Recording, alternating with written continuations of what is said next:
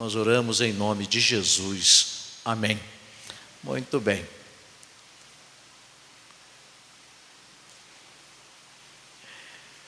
Meus amados irmãos e minhas irmãs, pregação da palavra nesta noite, reverendo Gabriel Almeida, nosso pastor auxiliar. Vamos ouvir com atenção.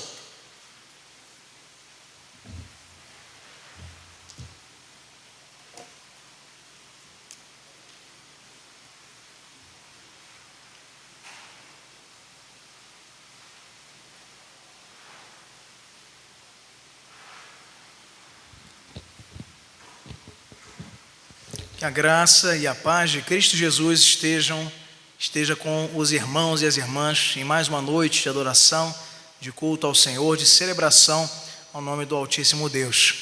É com alegria e responsabilidade, também temor, que temos essa incumbência nessa noite de mais uma vez trazer a palavra de Deus aos irmãos. Queridos, vamos abrir as nossas Bíblias no texto que se encontra no livro do profeta Isaías, no capítulo de número 6, versos de 1 até o verso número 8, e leamos com atenção o que tem a nos dizer esse texto tão belo, tão conhecido da palavra de Deus.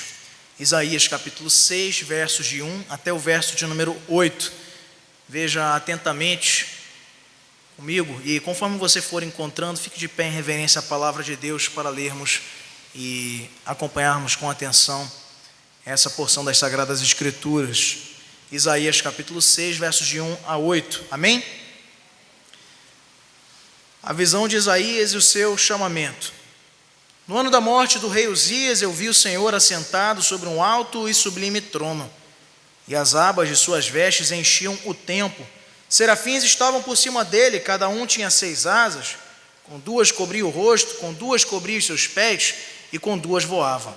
E clamavam uns para os outros, dizendo: Santo, Santo, Santo é o Senhor dos exércitos. Toda a terra está cheia da sua glória. As bases da limiar se moveram à voz do que clamava, e a casa se encheu de fumaça. Então disse eu: ai de mim, estou perdido, porque sou homem de lábios impuros, habito no meio de um povo de impuros lábios. E os meus olhos viram o Rei, o Senhor dos exércitos. Então um dos serafins voou para mim, trazendo na mão uma brasa viva que tirara do altar com uma tenaz. Com a brasa tocou a minha boca e disse: eis que ela tocou os teus lábios, a tua iniquidade foi tirada e perdoado o teu pecado. Depois disto ouvi a voz do Senhor que dizia: a quem enviarei? E quem há de ir por nós? Disse eu: eis-me aqui, envia-me a mim. Senhor, nós estamos diante da Tua palavra, mais uma vez, em ato de culto ao Senhor, com solenidade e reverência, mas sem prejuízo de também sentirmos de maneira viva e eficaz o Teu mover em nosso meio. Tu tens falado conosco desde as orações, os cânticos entoados, desde todos os atos dessa liturgia, deste culto. E neste momento queremos te rogar a tua instrução e a tua direção, porque sabemos, Pai, que pelos nossos pecados é impossível comunicarmos a tua palavra de maneira sensata, de maneira poderosa, mas certamente, Pai, na instrução do teu Santo Espírito, aí sim se torna possível a completude da tua obra através da pregação. Por isso queremos te pedir que não nos permita, Senhor, desconcentrarmos deste momento, mas nos dá, Senhor, santa reverência para atentarmos aos recados que o Senhor tem para cada um de nós. É o que queremos te pedir nessa noite, em nome de Jesus. Amém. Podem sentar, irmãos. Queridos, esse texto que acabamos de ler, poucas vezes é associado com culto ao Senhor. Eu já ouvi pelo menos umas 10 pregações sobre esse texto, diferentes, obviamente, e isso é bonito porque todo o texto da palavra de Deus nos fornece, eu digo em relação aos pregadores, um sem mundo de possibilidades para a exposição das Escrituras, e esse é uma característica que só as Escrituras Sagradas possuem. Qualquer outro livro ele tem poucas e rasas interpretações, e não te dão margens para apresentar tantas vezes, repetidamente, recados diferentes sobre um mesmo texto. Isso é muito bom sobre a palavra, mas eu ainda não tinha ouvido algum sermão nesse texto, em Isaías 6, 1 a 8, texto conhecidíssimo, muito usado para falar sobre vocação pastoral, inclusive, e nunca tinha ouvido uma pregação, um sermão nesse texto sobre culto ao Senhor. E o Senhor tem nos incomodado e movido nos últimos dias para falar à igreja do Senhor nessa noite sobre a essência do verdadeiro culto ao Senhor. Nós vivemos um tempo, meus irmãos, onde o culto tem sido um dos principais alvos de ataque dos novos movimentos religiosos contemporâneos e que tem renegado a essência, tem fugido da essência, da simplicidade, do que a palavra de Deus diz e determina da parte de Deus de como deve ser celebrado o seu culto.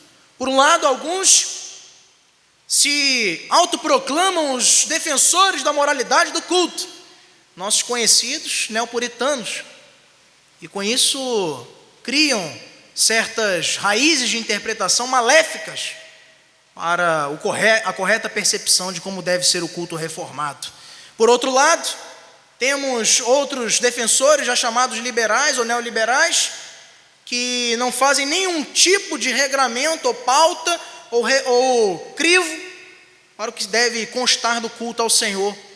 E por isso nós vemos as mais lamentáveis cenas, especialmente hoje nos dias de internet, em reuniões, encontros de pessoas que, entre aspas, denominam-se cultos, quando na verdade nada tem de adoração, de culto ao Senhor.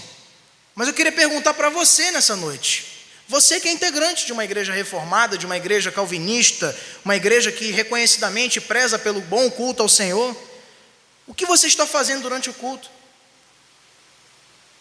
Qual tem sido o seu comportamento, o seu pensamento no culto ao Senhor?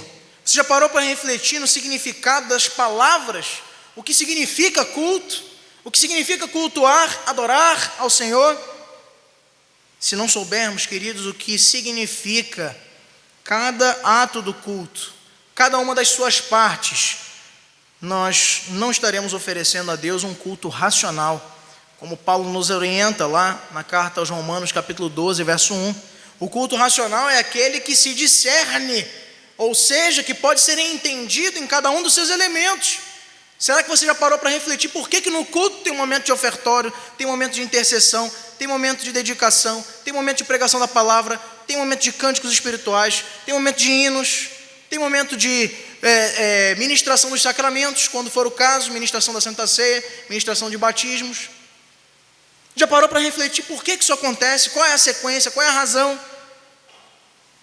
Se nós não soubermos o que isso significa, nós estaremos correndo um grave risco de apenas estarmos vindo à igreja por vir, sem propósito, sem consciência, sem racionalidade.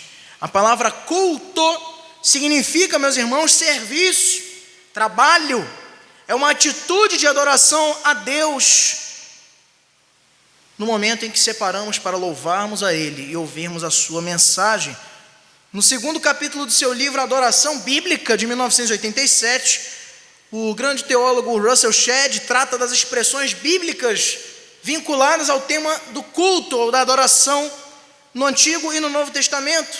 E sobretudo no Novo Testamento ele vai mostrar que adoração vinculada ao tema de culto significa, em primeiro lugar, proskuneo, que é rendição. Em primeiro lugar, culto é se render ao Senhor. É mencionada essa palavra proskuneo 58 vezes no Novo Testamento. Significa dobrar os joelhos ou prostrar-se em adoração. Também outra palavra muito citada no Novo Testamento vinculada a culto é latreia, que significa serviço, citada 90 vezes na Septuaginta, que é a versão grega do Antigo Testamento. Pode o culto significar ainda atos de reverência, que é a palavra hebraica sebeim, adoração e religião, treskeia no grego, e serviço sacerdotal, que esse que todos conhecem, que é leiturgia, ou liturgia já na na apropriação da língua portuguesa desta palavra. E este último significa originalmente fazer um trabalho público. Liturgia é prestar um trabalho ou realizar um serviço de maneira pública. Isso significa liturgia. Você sabia disso? Nessa mesma obra, onde Shedd define esses termos, ele vai fazer uma grave denúncia dizendo o seguinte, que desde o princípio, como eu disse antes, a adoração tem sido vítima de dois perigos. O culto ao Senhor tem sido vítima de dois perigos. O primeiro, um formalismo que desafia os moldes externos da liturgia, enquanto mortifica qualquer relacionamento vital com Deus. Um tipo de princípio de regulação que não te permite olhar para o lado, que não te permite dizer amém, que não te permite concordar com nada, porque senão você vai estar ferindo o princípio regulador do culto. Esse é o extremo legalismo daqueles que dizem ser os guardiões da moralidade das celebrações litúrgicas. E em segundo lugar, diz Shedd, esse é o primeiro perigo, mas não é só esse. O segundo perigo, também igualmente prejudicial, é uma espontaneidade que, por causa da desordem e da confusão, deixa de estimular qualquer encontro sério com Deus, que procura verdadeiros adoradores, como está lá em João 4, 23. A igreja de Corinto, por exemplo, era esse segundo exemplo. Era uma igreja extremamente livre, espontânea, até os extremos.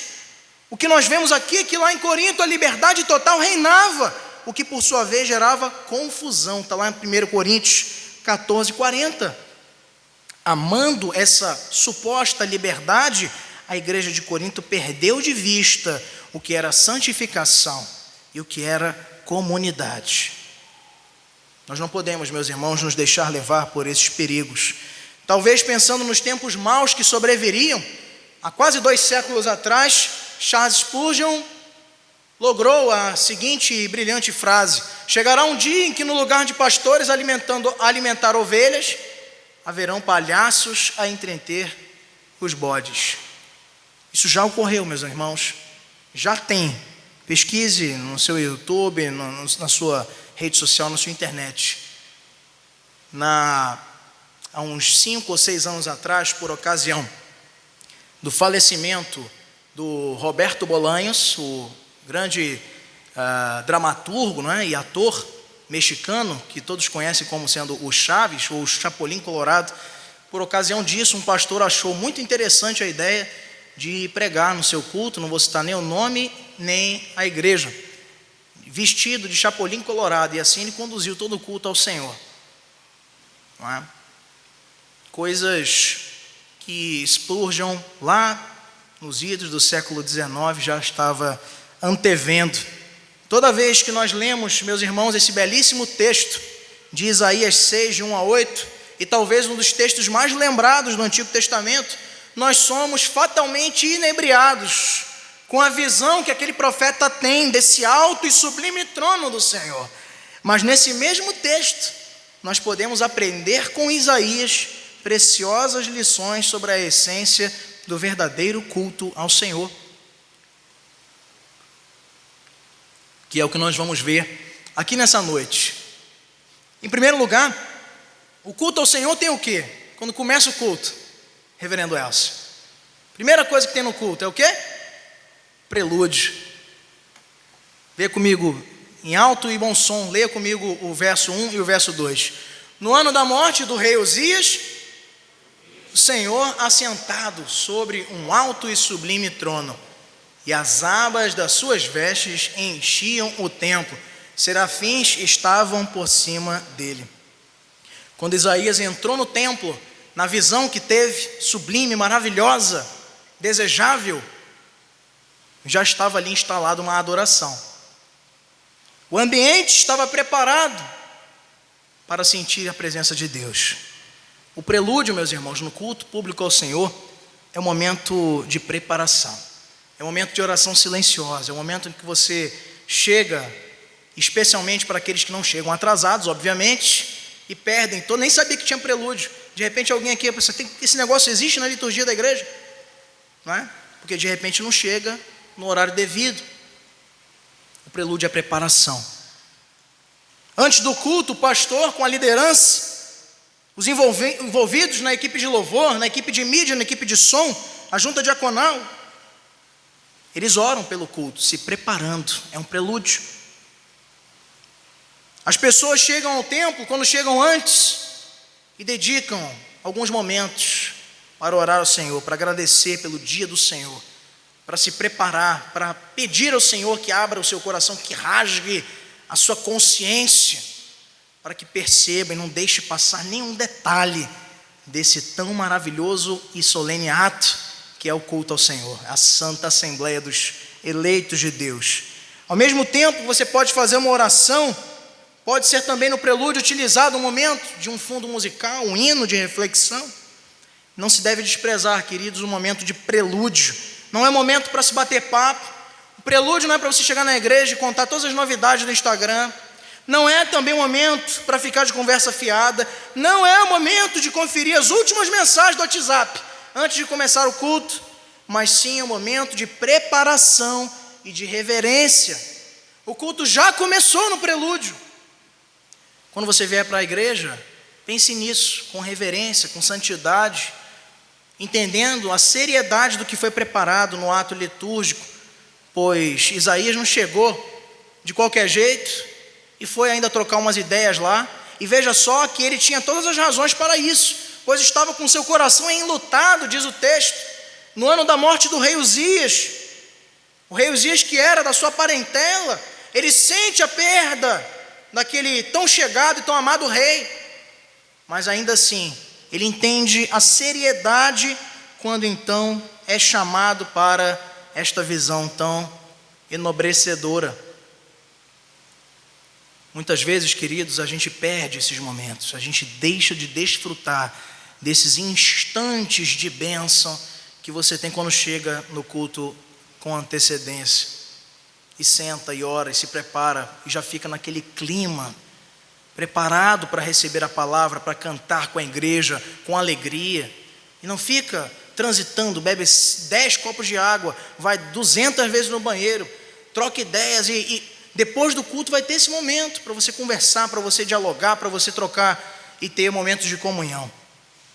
O prelúdio é o primeiro ato do culto, mas tem um segundo ato ainda aqui referenciado nesse texto.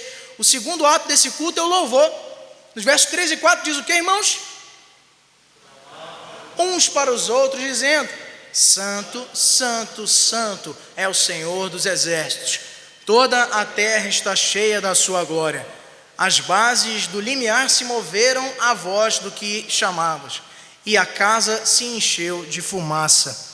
A primeira coisa que Isaías vê nesta visão foi um som de louvores, engrandecendo ao nome do Senhor, dizendo que Ele é santo. Mas Ele não é uma vez só, são 3 vezes.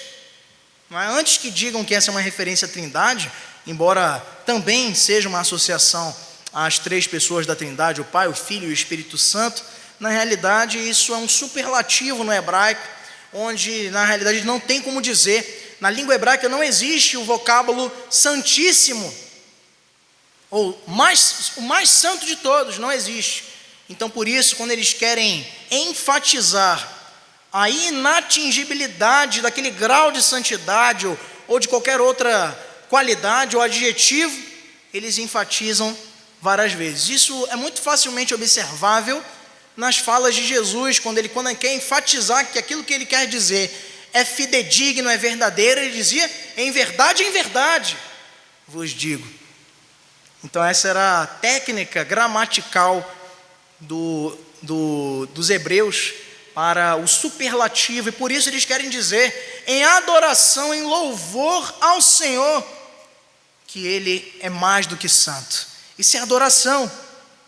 Louvor é um momento dedicado no culto, queridos, a engrandecer a Deus na comunidade, junto com a igreja. Isso pode ser feito através da leitura de um salmo de adoração, orações de adoração, louvor a Deus, cânticos de hinos, cânticos espirituais, e também como ofertando ao Senhor com nossos dízimos e ofertas. Além da equipe que é vocacionada para dirigir e conduzir o povo na adoração, todos nós devemos ter o senso de participação no louvor ao Senhor nos cultos, não apenas confiando nos conjuntos musicais, corais e bandas. Não se pode perder de vista que o louvor, queridos, é uma extensão de gratidão transbordante que há no nosso coração em relação a tudo e todas as poderosas obras que Cristo fez e opera nas nossas vidas. Não se pode admitir num culto verdadeiro ao Senhor que as pessoas fiquem apenas contemplando. Momento do louvor, meus irmãos, vamos ficar de pé, vamos cantar, e a pessoa fica assim, e olha para a bateria, passa uma mosca e observa toda a trajetória dela, e daqui a pouco passa um vento e bate ali, aí dá um plim no celular, a pessoa se desconcentra, não está participando de nada, está ali, não poderia dizer que não está nem em espírito, nem em verdade, não está em nada, está só de corpo presente, não está participando. Você não é chamado para o culto para ficar contemplando, para ficar assistindo. Você é chamado para o culto para participar dele. O momento de adoração nos requer, como aqueles anjos ali que não tinham outra alternativa diante da presença de Deus, com alegria, com muito júbilo, louvando o nome do seu Criador, aquele que nos chamou das trevas para a sua maravilhosa luz.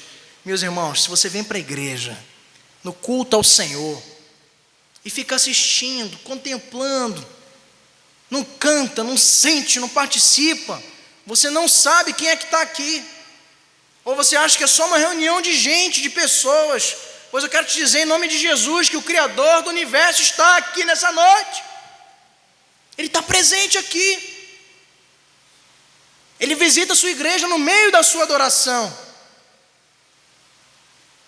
Quando a gente tem o senso, a consciência disso, você não consegue vir e não cantar. Você não consegue vir e efusivamente dizer amém, e efusivamente ler a palavra, e com muita alegria orar, e com muita alegria cumprimentar os seus irmãos, e com muito gozo e júbilo e gratidão dizer que o Senhor é bom e a sua misericórdia dura para sempre, e dizer isso cantando, e dizer isso em júbilo, estrondoso, não com uma vozinha ali, não, vou cantar aqui para ninguém me ouvir. Cante para fora, cante com alegria. Ah, pastor, mas a minha voz, eu tenho que fazer umas aulas de canto, tá meio, não é? Como a minha sogra costuma dizer muito, né? Tá meio uma taquara rachada, né? Eu ainda não entendi esse ditado antigo, até hoje. Eu não sei se era um pássaro, alguma coisa assim. O fato é, meus irmãos, que isso não interessa. Sabe qual é a grande coisa? Na sua casa, cantando sozinho, você observa os seus desafinos, que é natural, de quem não tem essa técnica musical. Mas na congregação, pode berrar, pode cantar com alegria. Sabe por quê? O eco do louvor congregacional cobre os defeitos. E você tem dúvidas que o Espírito Santo também age para isso? Não é? E sabe o que o apóstolo Paulo diz aos Coríntios? Que aqueles irmãos tinham que prestar ao Senhor um culto consciente, sem balbúrdia, sem bagunça. Sabe por quê? Porque quando a igreja do Senhor se reúne para adorar, anjos estão no meio de nós, também acompanhando esse ministério da aliança da igreja, e dizendo, como disseram aqui na visão de Isaías, santo é o Senhor. Nós temos que vir para cantar, não vem para ficar só dublando. A gente não tem aqui nenhuma agência de dublagem. Isaías não ficou ali também estupefato, surpreso com aquela visão, ele ficou só contemplando, assistindo. Ele se prostra, ele se rende, porque nós não temos outra alternativa que não louvar o nome do Senhor. A igreja, no culto, tem momento de prelúdio, tem momento de louvor, mas tem também confissão. No verso 5 é dito o quê? Vamos ler, igreja? Então disse eu, ai de mim, estou perdido, porque sou homem de lábios impuros, habito no meio de um povo de impuros lábios, e os meus olhos viram o Rei, o Senhor dos exércitos. Depois de preparar-se na adoração, na sua ambiência, de não chegar de qualquer jeito, depois de louvar o Senhor juntamente com os anjos, Isaías, ele confessa os seus pecados, ele é movido a isso, a se arrepender, a olhar para a sua condição, e não titubear em se jogar aos pés do Senhor, do seu trono, e dizer que é um homem de impuros lábios. Ele confessa seus pecados e, o mais importante, pelo Senhor ele foi perdoado. No culto, queridos, ao Senhor, no verdadeiro culto ao Senhor, não pode faltar confissão. Não pode faltar um momento de reflexão e confissão de pecados. Isso acontece com oração de joelhos, sentado, em pé, como você estiver. É um clamor pelas almas que têm se perdido, pelas famílias da igreja, e seguido de um pedido expresso de perdão feito pelo dirigente em nome de todos. Você tem observado isso nos cultos ao Senhor nesta igreja? É exatamente assim que funciona.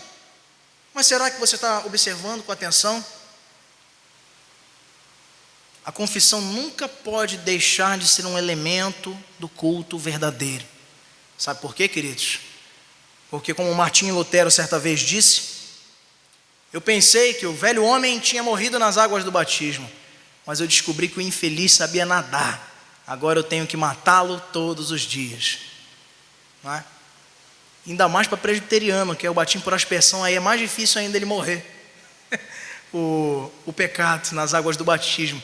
Então é por isso que, na realidade, brincadeiras à parte, nós temos que vigilantemente, todo culto, e não apenas nos cultos públicos, como também no teu culto pessoal, confessar os nossos pecados, pois o Senhor exige de nós arrependimento e confissão sincera. Nós precisamos entender, queridos, que esse ato não é espontâneo teu. Você não acorda um belo dia e fala: hoje eu vou confessar todos os meus pecados, que eu preciso de Deus. Você não tem essa consciência. Você acha que você é bom. Você acha que você é merecedor. A todo tempo o ser humano ele caminha numa jornada, numa estrada rumo à autojustiça. Nós temos naturalmente em nós essa falsa ilusão já é falsa na realidade, de que nós podemos sim salvar-nos a nós mesmos.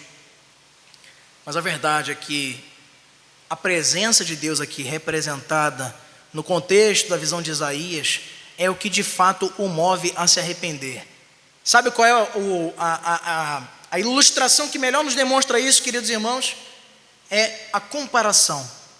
Quando Isaías olha para o trono e vê santidade, vê glória manifesta, nenhuma sombra de pecado, e ele olha para si, ele não tem outra condição.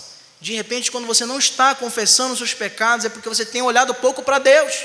Se você olha para Deus, se você tem contemplado o Senhor na sua vida, nos seus atos, em tudo que você faz, em todo momento não há outra oportunidade, não há outra alternativa que não seja você desejar mudar, porque você, em comparação, olha quem Ele é e olha quem você é e percebe que Ele precisa sim limpar o teu coração, limpar a tua vida, transformar o teu ser.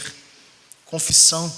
O culto também, queridos, precisa ter, além desses três primeiros elementos, um quarto, que é a edificação. Versos de 6 a 8 é dito. Vamos ler? Então um dos serafins voou para mim, trazendo na mão uma brasa viva, que tirara do altar com uma tenaz. Uma brasa tocou a minha boca e disse: eis que ela tocou os teus lábios. A tua iniquidade foi tirada, e perdoado o teu pecado. Depois disto, ouvi a voz do Senhor que dizia: a quem enviarei, e quem há de ir por nós?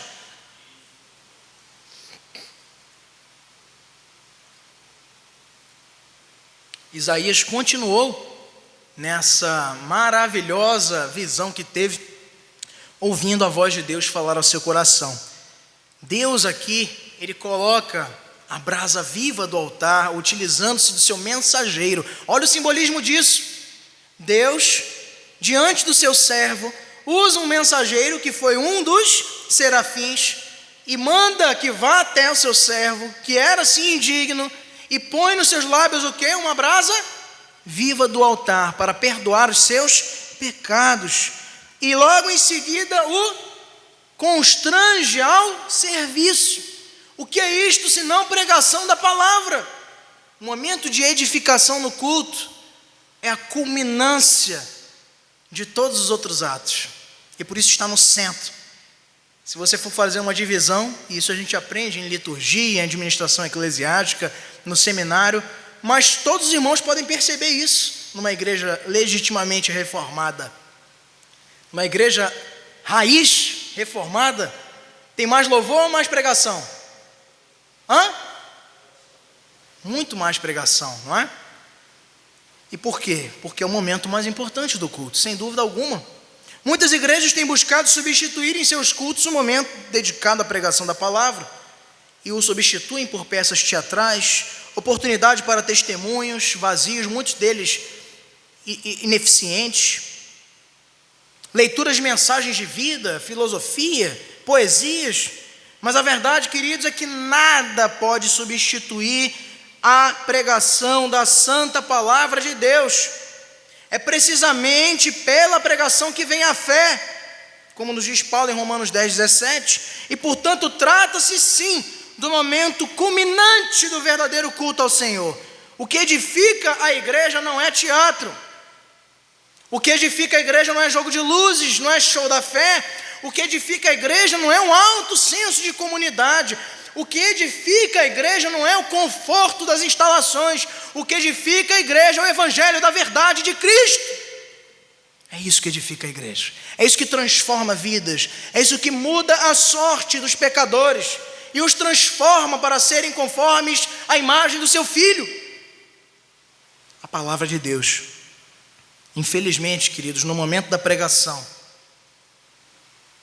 no momento mais importante do culto ao Senhor, no momento de edificação, neste momento ali onde Isaías se encontra perplexo, não olha para o lado, não faz nada, está concentradíssimo no que Deus está ali para lhe apresentar, a sua palavra. Ele mesmo revelando-se e verbalmente comunicando o que queria ao seu servo. Mas tem muito crente que não dá a mínima importância para o momento da pregação no culto ao Senhor. Tem alguns crentes que são acometidos de uma doença que eu não poderia dizer nem que seja rara, mas é uma doença que tem se tornado até muito frequente nos dias atuais, que é uma chamada coceira, e não conseguem de forma alguma ficarem sentadas ouvindo a palavra de Deus com reverência ao Senhor. Buscam sair do templo a todo momento, atendem várias vezes e quantas forem necessárias o seu telefone celular, mesmo se não forem situações urgentes, apenas para perguntar se está chovendo, se está fazendo sol. A pessoa sai e atende, e a pregação deixa para lá. Vão de 3 a 5 vezes no banheiro, sem nenhuma justificativa plausível, para arrumar o cabelo. E eu estou dizendo aqui arrumar o cabelo, não me entendo, pastor agora está falando das mulheres. Não, tem muito homem que sai no meio da pregação do culto para arrumar o topete, para dar uma penteada na barba. Pessoas que bebem 4, 5, 6 copos de água durante um culto. Impressionante. Realmente é preciso que cientistas façam estudos sobre a capacidade camelística de alguns seres humanos crentes de igrejas evangélicas. Impressionante. O tempo de beber água é antes do culto começar. Encha o reservatório de água, beba bastante, mas nem tanto para que tenha que sair para ir ao banheiro, só o suficiente, não é? O culto, meus irmãos, na igreja reformada, ele dura 1h30, 1h40, no máximo, não é? 1h45, e existem estudos que seres humanos podem ficar até 30 dias sem beber água. Então fique tranquilo, pode esperar acabar o culto, a pregação, você não vai morrer de sede. Essas pessoas, queridos, dão pouca ou nenhuma importância à pregação da palavra do Senhor. Pessoas que não dão a devida seriedade ao que importa esse momento. Não é o pastor Gabriel que está aqui falando com a igreja, qualquer coisa que ele separou no meio da semana aí de qualquer forma. Você sabe que leva numa pregação séria da palavra de Deus, como esta, como acho que esta igreja, com os seus pastores, com os seus oficiais, se esmerem em fazer, leva de 8 a 12 horas para preparar um sermão bíblico. Nessa igreja que não se conta história, piada, stand-up, não se conta historinhas da carochinha. Aqui se prega a boa palavra de Deus. Beba água depois, ou beba antes, mas não saia. Fique atento. Muitas vezes, queridos, nós seguramos o aperto para ir no banheiro, ou seguramos um pouquinho a sede por várias circunstâncias, para não perder o último capítulo da novela, para não perder o último lance da partida de futebol do campeonato. Mas na hora do culto parece que a gente negocia com tanta facilidade. Eu só pensei na sede, ainda nem senti ela na minha língua, já quero beber água. Mas nem em casa a gente faz isso. Isso é um sinônimo de pessoas descompromissadas com a reverência que se deve ter no culto ao Senhor, no verdadeiro culto ao Senhor. E finalmente, irmãos, em último lugar, esse texto ainda nos fala do último ato do culto, que é a dedicação. No verso 8b, é dito, vamos ler? Disse eu, eis-me aqui, envia-me a mim. Depois de ser edificado com a palavra de Deus, a culminância dessa visão cultica que Isaías tem, Isaías também dedica a sua vida se oferecendo para servir ao Senhor. Se o culto não desafia as pessoas a mudar, todos voltam para casa do mesmo modo que chegaram. O objetivo deve ser sempre a transformação de vidas. George Whitefield, grande pregador avivalista do século XVIII, ele dizia que é pobre o sermão que não incomoda as pessoas e os constrange a discordar e saírem desconfortáveis com a pregação e com o pregador, dizia George Whitefield. Sabe por quê? Não é porque a pessoa se esforça para ser antipática, não. Mas é porque a palavra de Deus incomoda mesmo. Ela tem esse perfil. É assim que se movimentavam os profetas, e por isso muitos deles morreram, foram perseguidos pelos reis, porque tinham um chamado para denunciar pecados, não para ficar falando um evangelho água com açúcar, gostosinho, meio chocolate, não é? Não importa, faça do jeito que você quiser, o que importa é a intenção, você é maravilhoso, você é lindo, isso e aquilo, e tantas outras heresias que têm levado multidões para o inferno. Mas o pregador que se dispõe a pregar a boa palavra, a exortar na Bíblia, condutas erradas, que muitas vezes nós não nos percebemos e estamos praticando, esse ganha muitos desafetos. Volta e meia ele tem uma pessoa que não gosta dele na igreja, volta e meia ele tem alguém olhando torto, mas que bom que seja assim. Conta a história, um dos professores do seminário onde tive o prazer de estudar teologia, seminário equatorial, e ele contava a história de que no fim de um culto, um dos irmãos, ele pregou algo sobre a família, e ele disse qual era o papel do homem na família, qual era o papel da mulher na família, e qual era o papel dos filhos na família. E mostrou na Bíblia como é que tem que ser. O esposo é o cabeça do lar, conforme a Bíblia. A esposa tem que ser submissa, ou seja, estar sobre a mesma missão do seu esposo, como a igreja é a Cristo, que é o cabeça. E por outro lado, o esposo tem que amar a sua esposa como Cristo amou a igreja também, ou seja, de maneira sacrificial, conforme a Bíblia.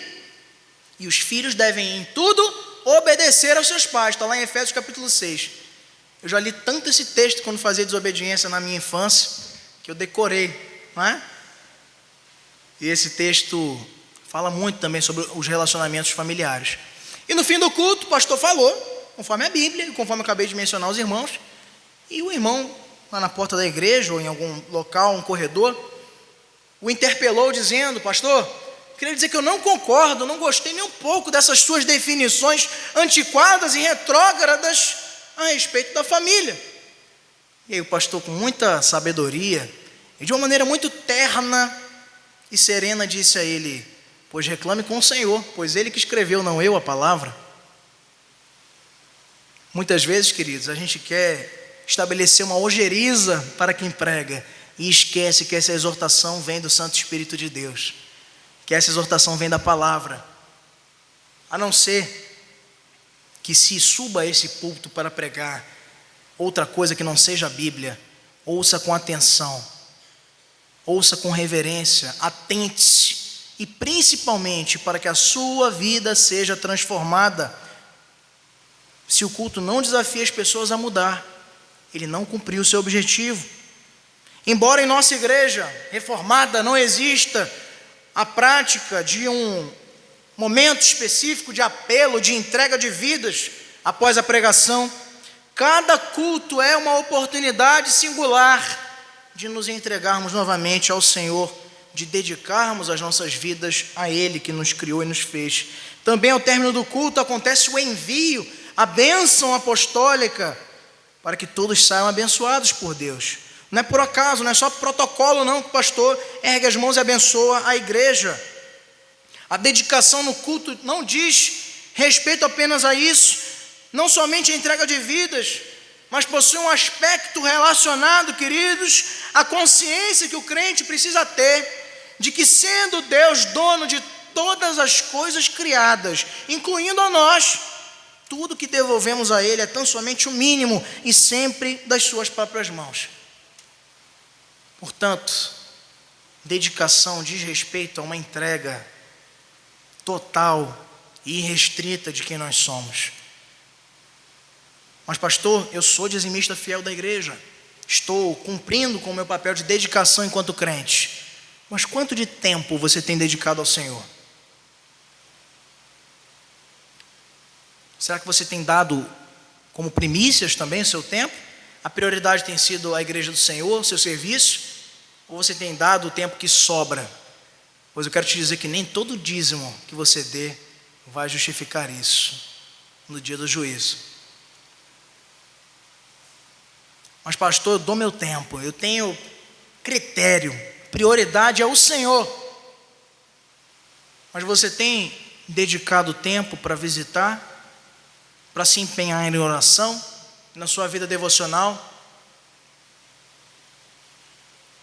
Tudo é dele, o nosso tempo, a nossa saúde, a nossa disposição, o nosso dinheiro, a nossa profissão, tudo é dele, a nossa família é dele também, pertence a ele. Por isso, a dedicação, a despedida, o envio no fim de um culto, precisa revelar e testificar uma igreja que está comprometida em doar-se a si mesmo como um sacrifício vivo, santo e agradável, que é o nosso culto racional. De forma diferente, não é possível dizermos ou afirmarmos que estamos prestando um culto verdadeiro ao Senhor. Concluindo, meus irmãos, nós devemos sempre lembrar do Salmo 100, verso número 2, quando nos ensina: servir ao Senhor com alegria, apresentai-vos diante dele com cântico. Salmo 100, verso 2. Nós também precisamos aprender a ser sábios, como vimos aqui nessa noite, em ato de culto, tanto público quanto pessoal, a oferecermos a Deus o melhor que nós temos para dar. Nós não podemos ser os novos Caíns, prestando culto como você quiser, do jeito que você quiser, com amargura no coração, cheio de inveja, cheio de pensamentos homicidas, como faz ali em Gênesis uma oferta mal feita de qualquer jeito, Caim. Por isso Deus reprova o seu sacrifício, mas o de Abel recebe. Nós não podemos ser novos Caíns da nossa geração, mas precisamos ser Abéis, que com alegria, com sentimento de pertencimento ao reino de Deus, prestamos a Ele um culto que é precedido de preparação, que tem louvor, que tem confissão, que procede-se com a edificação, com a pregação da palavra, e também são verdadeiros atos de dedicação. Deus merece o nosso melhor, não merece? A nossa melhor referência, a nossa melhor reverência, nossa melhor atenção, o nosso melhor tempo, a nossa melhor oferta, a nossa melhor gratidão, a nossa melhor concentração, o nosso melhor compromisso, a nossa melhor adoração. Diante disso, meus irmãos, nós não precisamos nos preocupar porque as filigranas, isso e aquilo, porque na igreja reformada não pode pintar de verde. Isso é bobagem, isso não vale de nada. Sabe o que vale? É isso aqui. É um culto que passa por essas bases de exposição, entrega, sentido, significado. É um culto onde você sai e você entra e não sai pior do que você entrou. Você sai alcançado pela graça arrebatadora de Cristo. Você entra aqui com problema e você sai com solução, porque a palavra de Deus é a resposta para todos os nossos dilemas e vicissitudes. Você entra aqui angustiado, amargurado, mas sai com as lágrimas enxugadas, porque Deus usa o seu povo para acalentar, para acolher e para assistir os que têm vacilado na fé.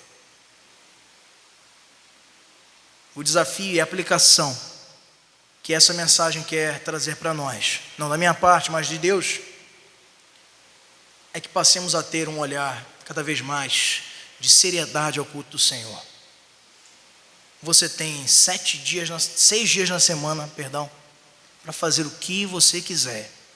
Vá na praia, assista todos os jogos do campeonato, visite a família, faça o que você quiser. Desde que glorificando o nome do Senhor, obviamente, mas no domingo esteja aqui. E quando estiver aqui, não esteja por estar. Participe do culto, envolva-se no culto, busque entender o que está acontecendo. Não faça como um robô. A revelação que o Senhor nos traz na sua Bíblia é de que Ele salva homens, salva mulheres, salva crianças, jovens, velhos, povos de todas as tribos, raças, línguas e nações, mas não salva robô, não salva inteligência artificial. Não dá para adorar o Senhor no chat GPT, na internet, mas dá para adorar compartilhando de experiências, vida na vida, e buscando oferecer o seu melhor. E isso significa, meus irmãos, muitas coisas. Eu queria encerrar com 4 recomendações importantes que eu acho e reputo como fundamentais para colocarmos na prática tudo isso que vimos aqui. A partir de hoje, programe-se para chegar com antecedência nos cultos. Não chegue no meio do caminho. Mas pastor, está chovendo, mas pastor, está difícil. Sempre vai ter uma desculpa, sempre vai ter uma dificuldade. Mas para quem quer chegar, chega. Comprometa-se. Não chegue depois do culto, chegue no horário. Chegue antes, para se preparar. Segunda recomendação: a partir de hoje, policie-se para não ficar como um cachorrinho de bibelô, ou uma vaquinha de presépio na hora dos momentos devocionais de adoração. Não fique apenas ensimesmado, com a boca fechada. Abra a boca, cante ao Senhor, louve a Deus que te criou, que te salvou, te redimiu e te ama, e quer ouvir dos teus lábios proclamação sincera de corações gratos, lábios que confessam o nome do Senhor, como está lá em Hebreus capítulo 13.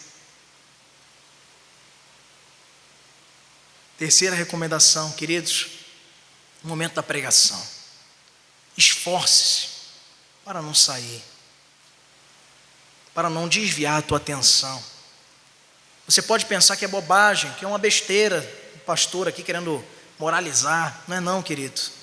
É seriedade com as coisas de Deus. Fique aqui, só saia em última necessidade.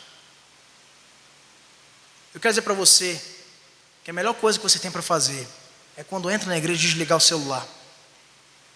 Poucas pessoas se atentam para a importância disso, mas isso te faz se concentrar no que realmente interessa. Porque lá fora tudo pode esperar.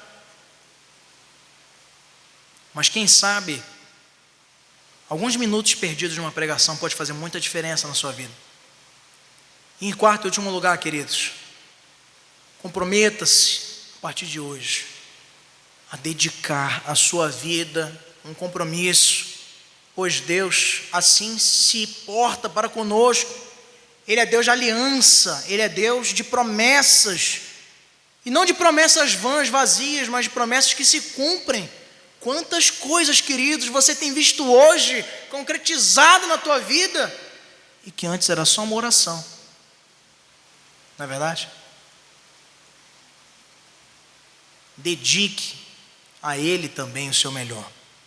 Ofereça a Ele o melhor culto possível.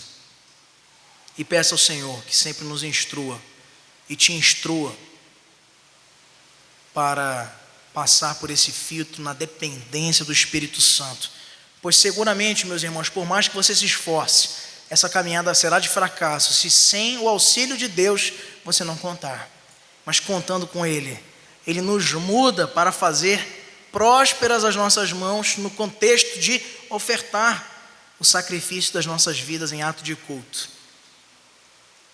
E que a partir de hoje tenhamos então essa visão de seriedade, reverência e de compromisso com o culto ao Senhor.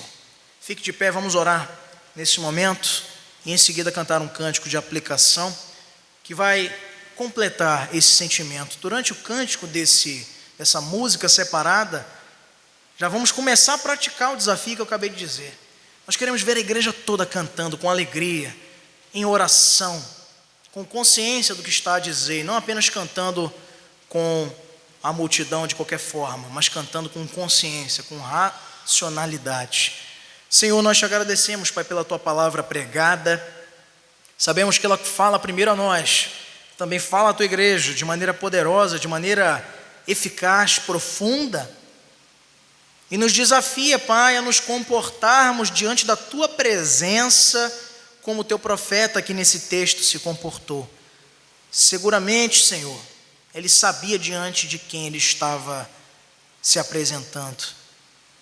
E o Senhor fez prova viva, Senhor, manifestando a tua ampla e maravilhosa misericórdia, perdoando os seus pecados. Por isso te pedimos também que a nós, a tua igreja, o Senhor esteja olhando com misericórdia e compaixão. Quantas vezes, Senhor, nós falhamos em dar o devido valor ao teu culto, em dar, Senhor, o devido valor às coisas que realmente interessam, desviando a nossa atenção por tudo e por nada. Perdoa-nos, Senhor. Nós só queremos te pedir, perdoa-nos. Perdoa-nos, Senhor, quantas vezes nós desprezamos a tua voz. Perdoa-nos, Senhor, quantas vezes nós fechamos os nossos próprios ouvidos para testemunhar a tua voz, falar ao nosso coração através da tua mensagem, através dos textos bíblicos lidos no culto. Faz-nos, Senhor, melhores adoradores. Faz-nos, Senhor, melhores ofertantes das nossas vidas perante o teu altar. Faz-nos, Senhor, discípulos sinceros e que têm consciência e entendimento de cada ato do culto ao Senhor, sabedores de que em cada culto nós temos contigo um verdadeiro encontro.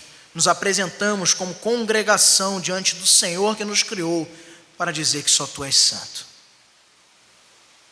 E finalmente, te pedimos, Senhor, que não nos deixe ter toda essa consciência, toda essa razão a respeito do que o Senhor produz e faz por nós no culto, apenas no contexto do templo, mas como Jesus no encontro com aquela mulher samaritana esclarece, que tenhamos, Senhor, um sentimento transcendental do que é o culto, que não é aqui nem ali, mas é em todo lugar onde o Senhor está, que possamos sair amanhã na segunda para trabalhar com o senso de que ao dirigir o nosso carro estamos cultuando ao Senhor, de que ao cumprimentar uma pessoa estamos cultuando ao Senhor, ao deitar com as nossas esposas e nossos maridos, quem sabe as irmãs, estamos cultuando o nome do Senhor. Ao conversarmos com os nossos filhos e filhas, ao pegarmos uma lotação, quem sabe um ônibus cheio, ao sermos, Senhor, desafiados ao estresse e a pecar, que sejamos concitados, confrontados a saber que estamos cultuando ao Senhor. Faz de nós, Senhor, esse é o nosso pedido, verdadeiros adoradores que te adorem em espírito, mas que também te adorem em verdade. É o nosso pedido em nome de Jesus. Amém. Vamos louvar o Senhor. Mas vem a hora, e já chegou,